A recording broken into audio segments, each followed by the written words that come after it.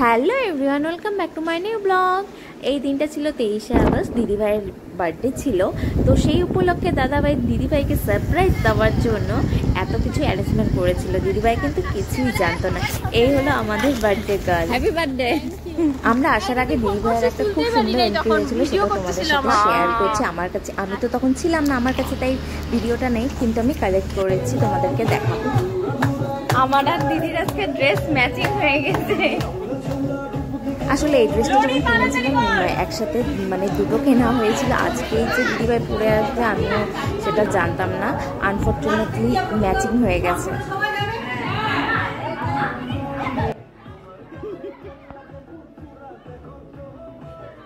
আর এখানে অলরেডি সবাই পুলে নেমে পড়েছে। যাই হোক, আমি সবার সাথে একটু দেখা করে নিলাম, যেহেতু অনেক লেট করে এসেছি। দেখা টাকা করে আমিও পুলে নামবো। তার আগে সবার ফার্স্ট দিদিভাই এন্ট্রিটা দেখিয়ে নিচ্ছি তোমাদের। তোমরা জাস্ট দেখতে থাকো, একটার পর একটা অনেক ধামাকা আছে। যাই হোক, এটা তো ফার্স্ট এন্ট্রি ছিল। দিদিভাইকে কেক কাটানো হয়েছিল, আর দিদিভাই এতটাই খুশি হয়েছিল, মানে কান্নাই করে দিয়েছিল, তোমরা দেখতেই পাচ্ছ। যাই হোক, এখানে কেক কাটিং হয়েছিল। এটা হলো একদম খুশিকা আসু।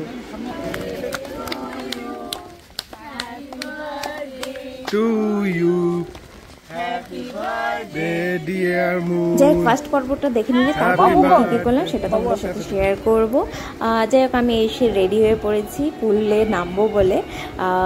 পুলে নেমে তো আমার চুলের অবস্থা খুবই খারাপ হয়ে গেছে, আর স্কিনের অবস্থা প্রচণ্ড পিম্পলস হয়ে গেছিলো, প্রচণ্ড বাজে অবস্থা হয়ে গেছিলো, একদম কি বলবো।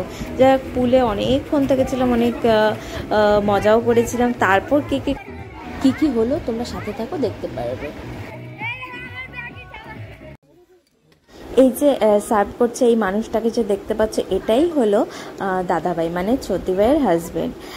দাদাভাই সমস্ত কিছু অ্যারেঞ্জমেন্ট করেছিল দিদির জন্য, আর দিদিভাই তো প্রচণ্ড খুশি হয়েছিল, মানে একটার পর একটা সারপ্রাইজ ছিল। আরও সারপ্রাইজ আছে, তোমরা সাথে থাকো, দেখতে পারবে। দাদাভাই প্রতিবারই দিদিভাইয়ের বার্থডেতে কিছু না কিছু স্পেশাল করে, তবে এইবারেরটা ছিল একটু বেশি স্পেশাল। তোমরা দেখেই বুঝতে পারছো, একটা মেয়ের জীবনে এইরকম একটা মুহূর্ত, মানে তার হাজবেন্ড যদি করেন, মানে সে কতটা লাকি আর কি। লাকি থেকে মানে সে, তার কাছে খুশিটা কতটা ইম্পর্টেন্ট, সেটাই মানে আমরা দেখলাম আর কি। দিদিভাইয়ের সাথে সাথে কিন্তু আমরাও অনেক এনজয় করেছি। যাই হোক, দিদিভাই এদিকে খাওয়া দাওয়া করছিল, আর এদিকে আমরা একটু বোটিং করছিলাম, মানে ওইদিকে পর্ব শেষ করে এদিকে বোটিং করতে উঠছিলাম। অনেক দিন পর বোটিংয়ে উঠলাম, মানে অনেক আগে উঠেছিলাম, ফুকশিয়া পার্কে ছিল, তোমরা হয়তো জানো, তা সেখানেই উঠেছিলাম। অনেক দিন ধরে ওঠা হয়নি, এইবার অনেক দিন পর আবার উঠলাম। যাই হোক, চলে আসি রাতের পর্বে, আর এটা ছিল দিদিভাইয়ের রাতের এন্ট্রি।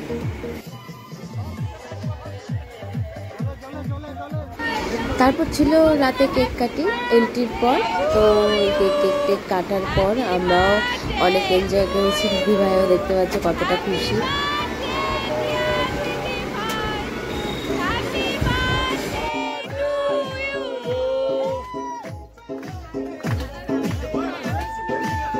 যাই হোক, তারপর ভাবলাম আমি সাজুগুজু যখন করেছি একটু ফটো তুলে নিই, কিন্তু ভিডিও করে নিয়ে একটু দেখো আমার এই ছোট্ট দেওয়ারটা কেমন শুরু করেছে, আমাকে ফটোই তুলতে দিচ্ছিল না, এত দুষ্টামি করছিল।